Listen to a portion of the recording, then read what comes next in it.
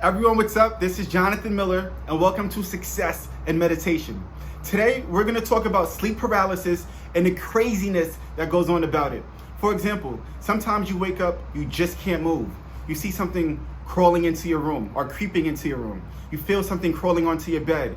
You feel like you're being choked. Am I dying? What the hell's going on? The scariest thing in your life happens during sleep paralysis. Today, we're going to go over all of this. We're going to learn the positives. I don't think there's many negatives about it, but we're going to learn about all of that right this second.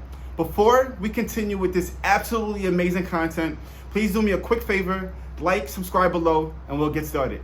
So sleep paralysis, what the heck is it? If you've gone through it before, you know exactly what it is. If you haven't, imagine yourself having dreams in the middle of the night. Obviously, we don't physically act on those dreams. That's where sleep paralysis comes in. It prevents us from acting on our dreams. But when you wake up in the middle of the night and you're not dreaming, your eyes are open and can't move your body, this is another experience, another scary and crazy experience for anyone to go through. So this is exactly what's going on. So I'm quickly going to tell you about one of my sleep paralysis experiences I had literally 2 weeks ago, and I'm going to tell you what I learned right after. So this happens to me pretty often. I wake up in the middle of the night and I go through sleep paralysis. When this happened just recently, I woke up, my eyes are open, you're in a semi-dream state, but you're totally aware of everything going on. You panic because you can't move literally a muscle. You can't yell, you can't do anything. You try wiggling your toes because you can't move your legs. You try yelling so someone can wake you up. Anything you try, it doesn't really help. And what makes it worse is I literally saw something, a spirit, walking into my room. I know it's a spirit because it doesn't look like a full person. That's scary as shit, right? Now, I feel something crawling on my bed, crawling towards me. You start panicking even more. You start praying to God, Jesus, whoever you pray to, you're begging that you can move a muscle and snap out of this. Sometimes, this happened to me the other day, you start to choke on your saliva, right? Then you feel like you're being choked. And what doesn't help is you hear all these rumors when you're a kid, all these myths that this is the devil, it's an evil spirit coming to get you. So you're frantic, you really believe you're about to die.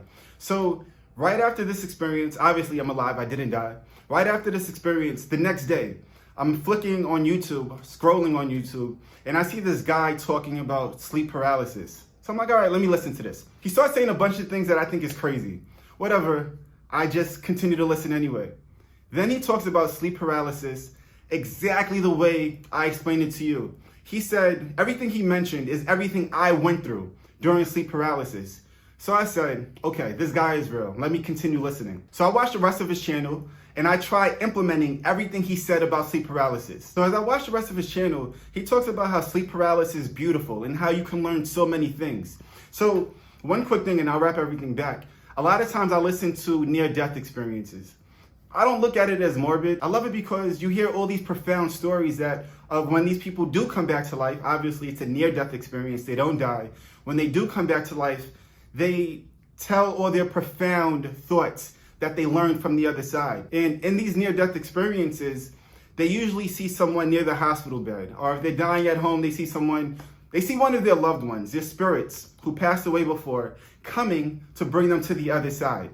Now when I'm listening to this guy on YouTube saying the same thing, he said, sleep paralysis, understand, and I'm paraphrasing everything you said, and I'll have his name below so you can look him up. I think his channel's amazing. When you go through sleep paralysis, you're going through the same thing as a near-death experience. The only thing is, you're not dying. There is no near-death experience, but you're going through everything else. For example, when I said I felt like I saw someone walking into my room, crawling onto my bed, the way this guy explained it is, that's your loved one, similar to a near-death experience, coming to take you and bring you to the other side. On this other side, you're going to learn whatever is going to be taught to you. So he had me sold. I said the next time I have a sleep paralysis experience, I'm going to do exactly what he said. I'm going to calm down. I'll say a quick prayer so I feel safe. I'm going to trust that what's walking into my room is safe and it's peaceful. And I'm going to go through a transition and see where they take me. So literally, a couple of days later, I have a sleep paralysis experience. When I realized what was going on, I got overly excited to the point where it almost snapped me out of this. So the same thing happened as usual. I see something walking into my room. I'm excited. I'm not scared. I say a quick prayer.